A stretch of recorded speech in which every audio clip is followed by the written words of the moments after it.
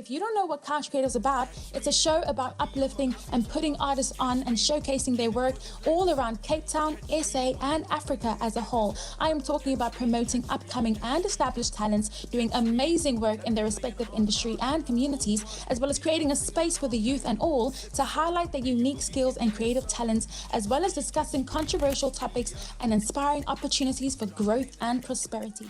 Welcome back to another episode of Couch Creatives. I'm your host, Kevin Hendricks, also known as Crazy Kai. I'm speechless today because I have some great talented individuals right beside me.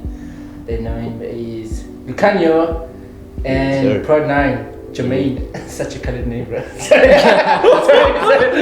Wow. I like the game, bro. That's all Jermaines are cool, bro. I wanted to say it with that color, like you be like Jermaine. Nah, say like Jermaine. Oh, sorry. If I offended you, my apologies. That's okay. Just let it out, bro. Let it out. But guys, thank you for coming on the show. Thank you, bro. Super happy to have you guys here. You know, it's been a long time coming. So many delays, but you know, best things come. I don't even know how to do this. I don't know, I was trying to be smart. You had to finish it all, man. Yeah, it's like, guys, it's Friday, you know, all the English is gone, you know? Yeah. But anyway, how you guys feeling, huh? Feeling great? Yeah, that's feeling great, bro. Great. This guy, he was yawning earlier, and now you always have a big smile on your face. Oh, bro, don't get it twisted, I'm still tired. Long weekend, bro. I'm running on reserve. Yeah. Okay, cool, guys. Like I said, welcome to the show. Let's get started. Like, first things first, you guys are musicians, you guys are songwriters, overall creatives, right? What can you not do, you know? What can you not do? Damn. Let's start with you, bro. Like, you're a drummer as well, and you're an entrepreneur. Yes, sir. Let me just give a little bit of your story, you know, quick, fast. So, been doing drumming for a while now, since like 11, but did like profession, maybe like 18. Yeah. Doing session work. I was like, what the hell is that? Like, so long. Yeah, doing like session work, studio on tracks, and then not too long after that did like artist work, doing drumming for artists and stuff. That's the drumming side, and then also I studied audio engineering at ASC. So you're a professional producer. So yeah. So you haven't, you know, like one of those kids that like he's free to leave. A bedroom producer? Nah. It ain't nothing like that. Hey. You have credentials, yeah. You can back up your stars. Bruh, hey yo. No disrespect. No. Yeah. One love, bro. Yeah, say. Hey yo. Yeah. Don't offend nobody. Yeah, you don't offend anyone. You guys are That's just hard, okay? Okay, my love, I'll take it further, but get us cancelled, bro. Okay. But yeah, I started the beats and whatnot. Okay. I was doing recording, like vocal recording, drumming, guitar recording, stuff like that. Before I did like the beats and things. So through that grapevine, I found myself doing producing and stuff like that. Okay, cool. But your parents also influenced you a little bit? Yes, sir. Both my parents were musicians. My mom is a singer. She sang. You know what I'm saying? You know what? Do you actually like know her from like? Oh. Like, you know, like, since your mom is a singer. Like Lil Famous. Yeah, is she famous? Like, do we know her? Like, is she Mariah Carey? But I don't know. Hey, she sang like Mariah. I'm just saying, you never know. Mariah Carey. So you don't know her. But they were like popular within the gospel community. Okay. And the jazz community back then. Yeah. In the DZAC, you know. So with my parents starting there, they did. Like my father, he did both gospel and jazz. Okay. So the gospel scene was lit, but the jazz scene though, that shit was fire. Yeah. It was straight fire. And then just being introduced to like the people he's worked with, I got to see like the secular side of things. And then I was like, at sometimes they would go out and go for like 2 days or something, then I would be Now they're like a babysitter or something. Yeah, babysitter. Like, were you like the babysitter of the rest of the assembly? Nah, it was just me, bro. It was just me. Like, How you mean? Like babysit? Oh, they I were. was at that point. What? I'm confused now. What? Let me Let me tell you something. Wait, I'm lost with the story now. yeah. So my parents are. Yeah. So I'm the eldest. Okay. So you're the eldest. Boy, yeah. Yeah. Like we three boys. Oh, I'm okay. the eldest boy. Okay. So I would go like everywhere where they went, but not all the time. Yeah. So they had to get like a babysitter for me at some point. Yeah. So they were like, those were musicians as well, and they had like cassettes. You know, that time there was cassettes and shit. Yeah. And then we would be alone at home. There's obviously instruments at home and whatnot. I'm there, babysitters with me, and we having a fucking party, bro. You and your siblings. Yeah, babysitters, siblings, like So this babysitter. all the cousins, Yeah. like musicians from what they were training. My dad was training, my mom was training, and they would come through with like those cassette tapes. Yeah. Had hip hop mixes recorded on there and shit. Okay. And that's how I got introduced to hip hop actually. Okay. So they brought the cassettes and everything home. Yeah, so this was all like secretive at that time as well. Okay. Because in the house we were going back well, but my parents didn't. So your parents didn't know you were getting crazy with the babysitter? Yo, right? It's not like that. Babysitter gone. Oh, bro. shit. That's what I'm only joking. But yeah, Is it a go, babysitter? yes. Yeah. I don't know what to say, bro. So she influenced you, Not you folks deep down. Private lessons of the babysitter. Told me the ropes one night. Playing the drums, clapping that hard. I fucking knew that shit coming. But hey, you gotta. I gotta say that. No comment. Let's leave it there. Okay, Luukhanyo, let's take it easy now. Let's Jermaine heal from that occasion. Traumatizing experience here now. Luukhanyo, anything exciting on your end? How did your music career started about? Yeah, basically, bro. I just got introduced to music through my cousin when I was very young. That's the earliest memories, at least I have, where you just like wake up every day and like play hip hop music. And we were living at my grandma's place at the time, at the back of the yard. My mom had a flat there, and right next to her flat was my cousin's. And you just wake up, play Dre, play Snoop, play Eminem, play 50 when he was with Dre, mostly West Coast stuff. And through that, I got to fall in love with music, and then that just grew into something else. But I only really started writing music early in high school, around 9th grade. And that's when I actually got introduced to the process of making music, being around people in the studio. And it was just a refreshing experience, because it's something that I knew I always loved music, but up until that point, I hadn't made the switch of like identifying myself as an artist as well. But as soon as I got into that space, I felt so at home, and I knew like this is what I want to do. Wow, so soft spoken, bro. Like it's like from high energy to like like you guys can compliment each other, huh? Yin and yang. It's my twin, bro. Actually, we share a birthday. That's dope. Serious. Yeah. How did you guys find that out? Like when you guys met? That's crazy, actually. Like. Was it immediately like, hey, what's your birthday? Is it? Nah. We only found out this year, right? Only this year we found out, yeah. What? How long have you been friends and if you only found out this year? Yo, For at least like 4 years or something. And you haven't been celebrating each other's birthdays there for 4 years?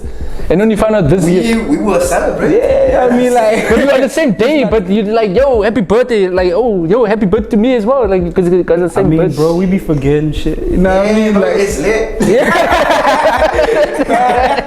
Let's get too focused on the music. It's my birthday. I'm not checking to see if there's other birthdays. You know what I mean? And you doing bro, but you have to wish each other birthdays out here, bro. Hey, you guys are twins. Hey, eventually we found out. Like, yeah, how did you find out? How did that come about? Did you have like a joint party or something? Yeah.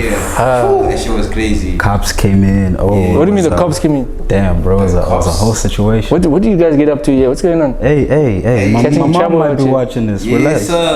I mean, you might just have to do another interview for that.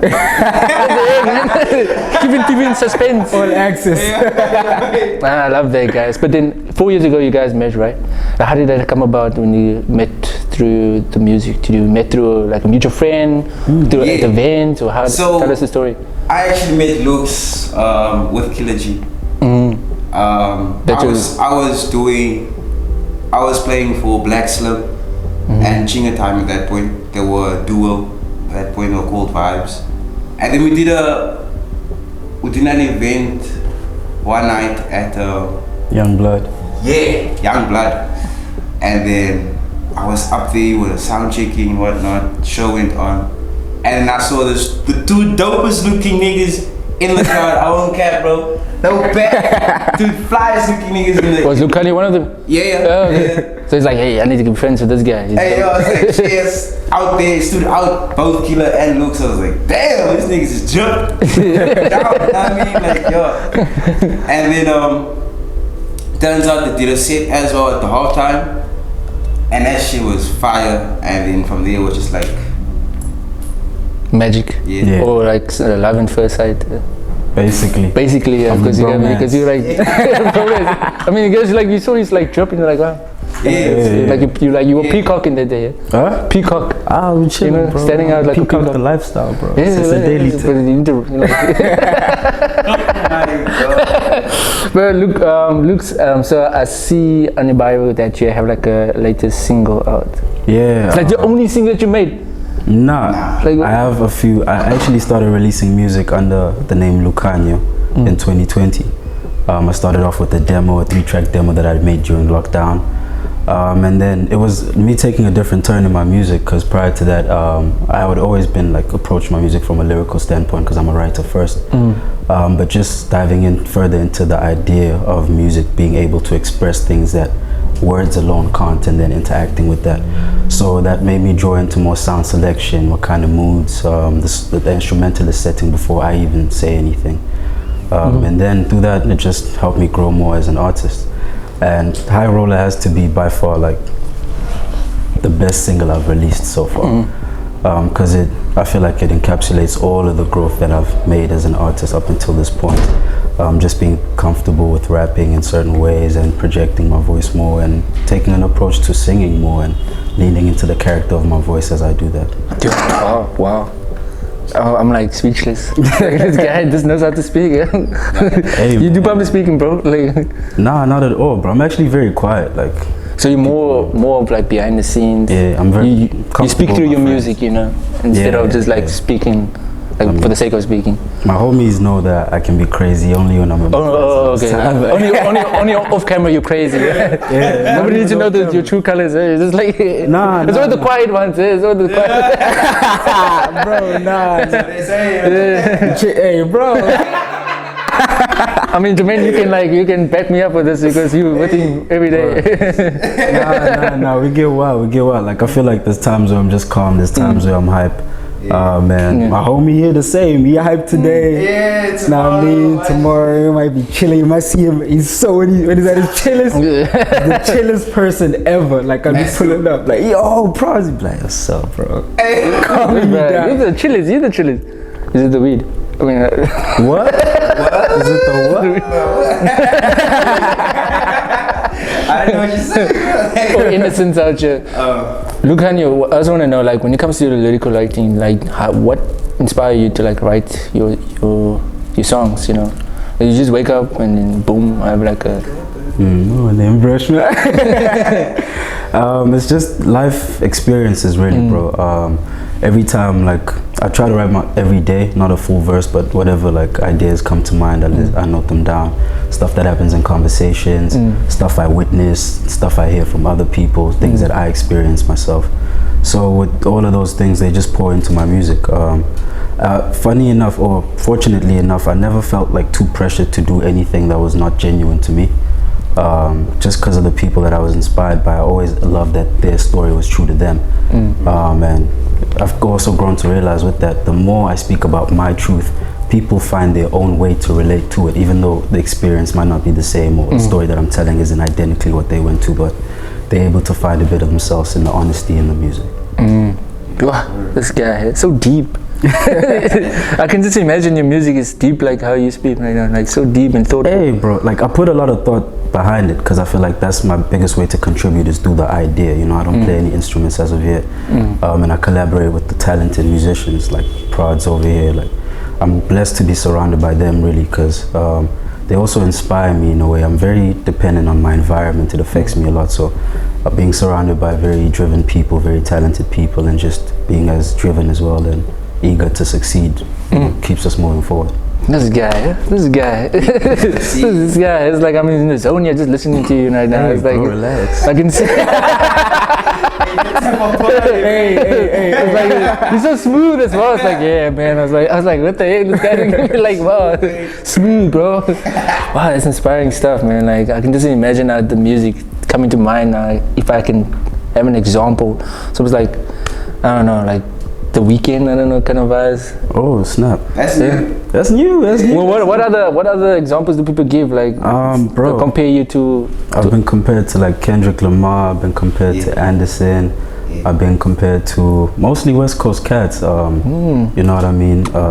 And just the like Andre 3000.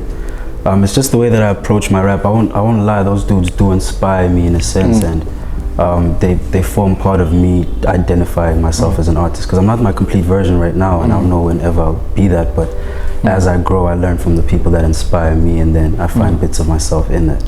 So it's just for me a blessing to be put on that pedestal as the artists who've been doing it for so long, you know, who have established themselves in the industry. Just for someone to see me in that light, I think is really Luukhanyo, sonically, lyrically, vocally, musically, it's like artistically, fantastically. Why did it come in?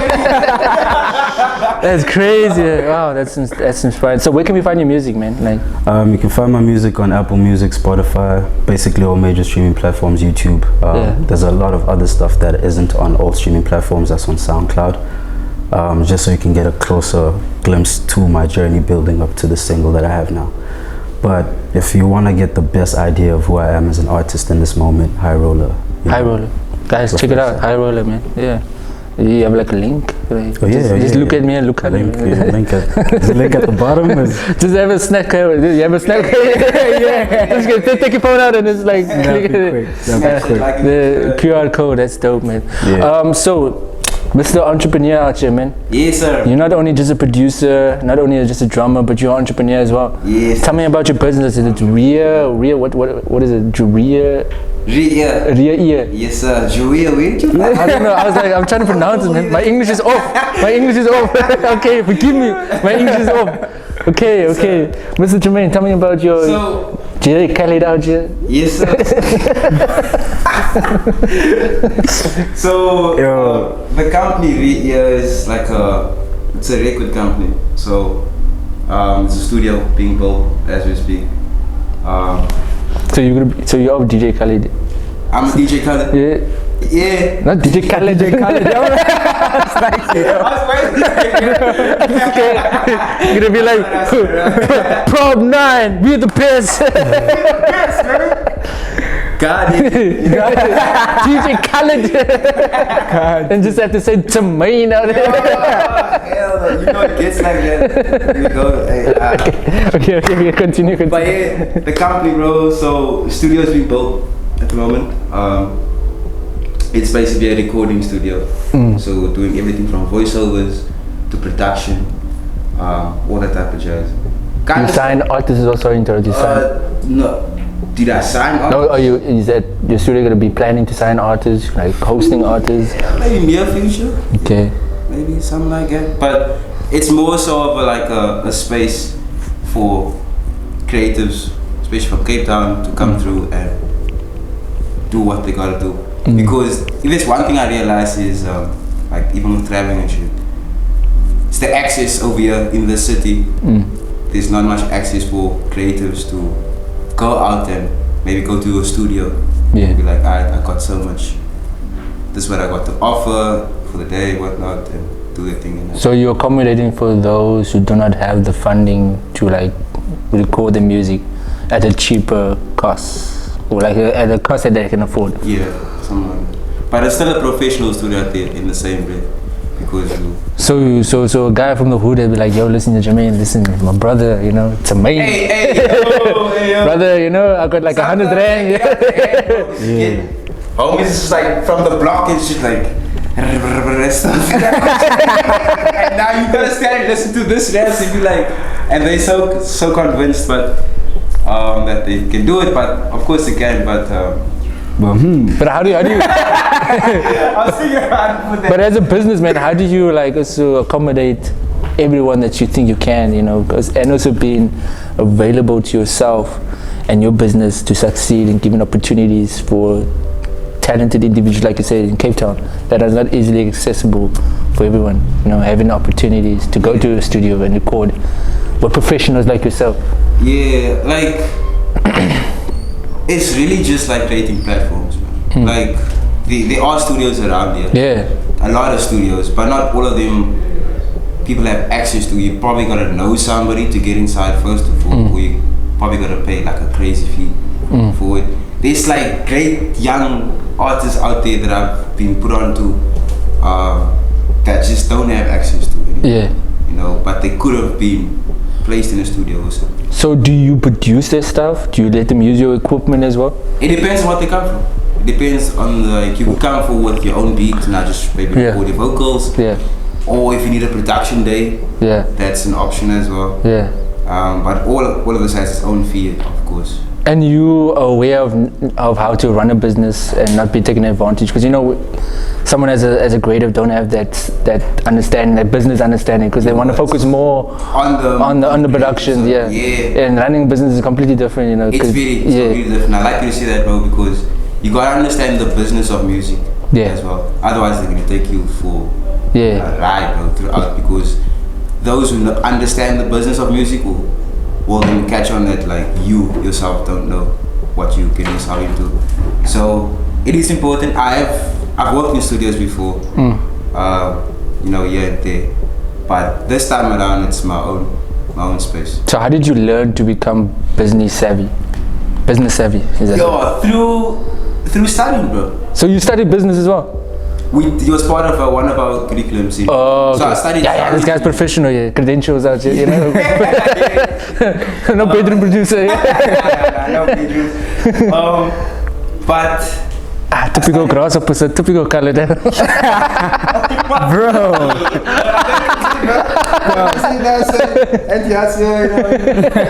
But hola, bro.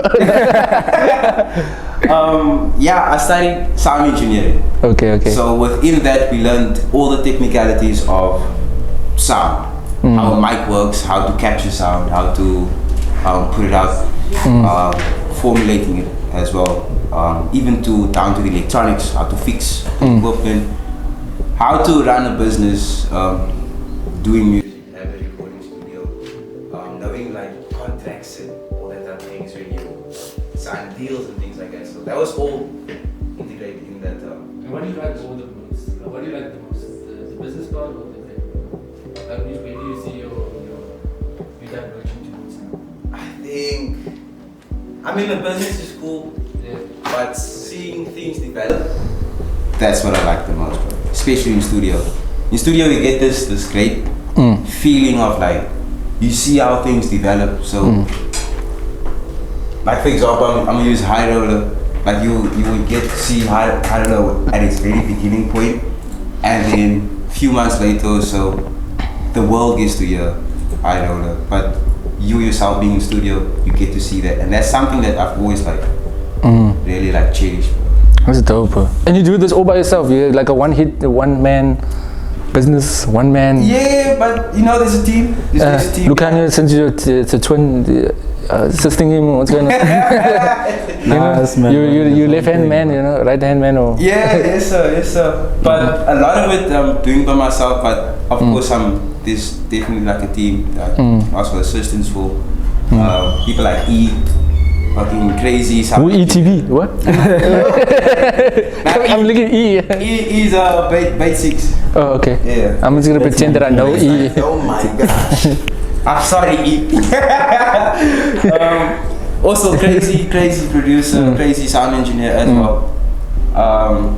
You know, people like that come through and do things. Even when we at the mixing room, like Kenji beats and whatnot. Yeah. Just got folks, engineers, producers pull up and we do our thing. Yeah. So are you the plug? You the plug. So people watching, he's the plug. Yeah. Well, where can they get your number? So you want to say the number, man? Say your WhatsApp number. so they can hook you up. You know, because I'm thinking like guys who wants to, you know, I'm sure people that's watching want to like hit you up in terms of like a studio session. You know, if they have like a beat or they want you to like work on, you know, or like they want to jump on a track that you're busy on with vocally, you know, lyrically, sonically. But I'm sure like there's people out there, so I don't know, you want to say something? Yeah, just slide a DM, bro. Slide a DM on typical, just slide a DM. Sure, you have so many DMs. You don't respond to any one of them. That's a common thing. But DMs is quick and easy. Also, emails is very important as well. Once it gets to business. Is it for free for the session? I mean, nah, space. Why didn't you just get? What if it's free, no? But then when the music does, you get all the royalties. Who gets royalties? You. I get all the royalties. Yeah, like you give them free. Okay, let me not put any etiquette.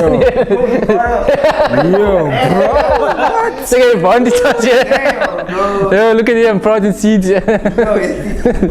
Now I won't do that. So guys, any new things that you're working on between you two? Like, are you guys releasing anything together as a group, as a duet? We've been working on a couple. Okay. No release dates just yet. Yeah. Oh, so under production. Let's give you time. This guy's been talking now. Nah, for the most part, it's been with my peers, and that's who I'm excited to work with the most. Like, although I want to collaborate with the people who are famous and doing it at the highest level right now, I see so much talent and so much potential just around me, just looking around the city. And if I'd have it my way, I'd honestly just like to work more with the people around me, and help build something together that we can all, you know, look back and be proud of once we've established our own legacies. And what legacy would you like to establish? Really, bro, just taking Cape Town to the world. Cape Town to the world. One thing is cool, you mentioned the internet. Like, it has made the world so much more accessible to all of us and shrunk it. Like, so we can reach different parts of the world. Our music are streaming, you know, in different parts of the world, and we hopefully just want to export all of this talent that we have here and take it all over the globe and just show people what we're capable of doing. Damn, sir. Share the art, share the entertainment. You're like with your beret out here, like a typical politician. Hey, man. This guy, you study politics, bro. What's going on? Are you studying anything in that field, or what's going on? No. I feel like you just ready to speak. This guy. Just in the music. I did study accounting though, but I knew it. I knew there was some profession that you're doing here, bro. Yeah, I had to drop out from that because I felt like more of a purpose in what I'm doing right now, and that's just where I'm fully committed to doing. So you're full-time musician now? Full-time, bro. Full-time work.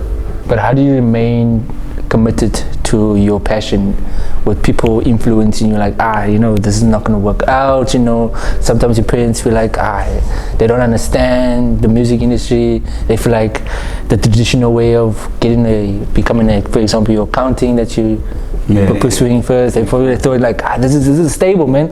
There's a guaranteed job there for you. But also then again, some people with degrees still get unemployment, you know?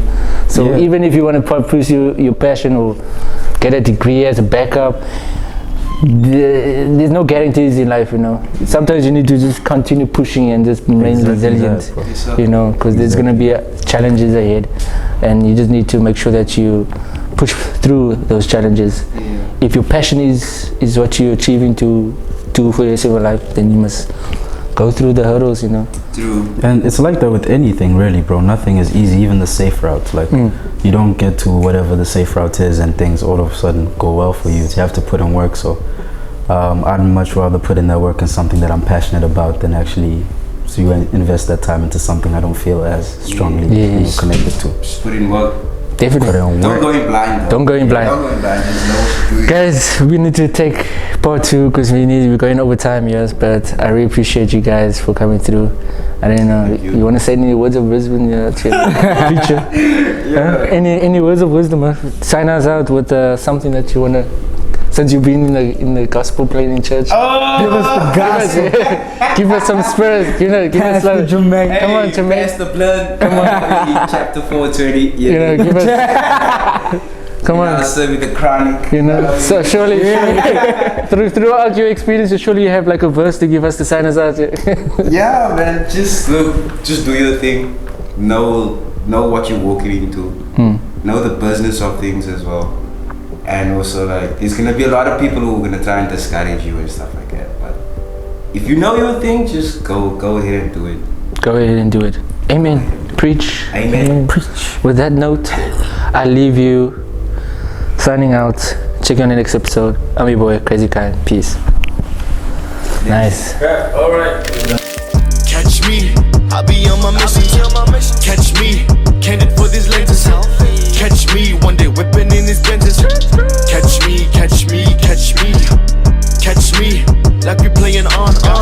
Roll one, and you gon' sing along. Hey, sip some, and you gon' get your dance on.